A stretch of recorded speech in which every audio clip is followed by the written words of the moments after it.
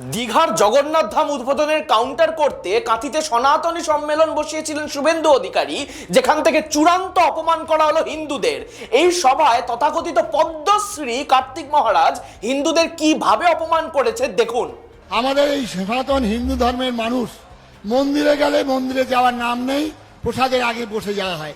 আরে মুসলমানরা তাদের শিক্ষা নিন, 1 মাস রোজা থাকে, একটু বন্ধু জল খায় না। আমরা এরকম দুর্দিনে এত বড় আয়োজন করেছেন, এত অর্থ ব্যয় করে আমরা সবাই চলে যাচ্ছি খাওয়ার জন্য, প্রসাদকে আমরা পাই না, প্রসাদকে আমরা পাবো না। কত বড় সাহস হলে কার্তিক মহারাজ বলেন যে হিন্দুরা নাকি শুধু প্রসাদের জন্য মন্দিরে যায়।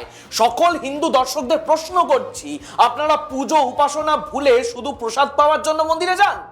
গা থেকে গেরুয়া খুলে ফেলুন কার্তিক বাবু। গুরু রামদাস, স্বামী বিবেকানন্দের গেরুয়াকে অপমান করার অধিকার আপনার নেই। আর বুঝুন, এই সব লোকেদের পদ্মশ্রী দিয়ে সম্মান জানায় মোদী সরকার। লজ্জা। সঙ্গে থাকুন, দেখতে থাকুন নিউজ নাও।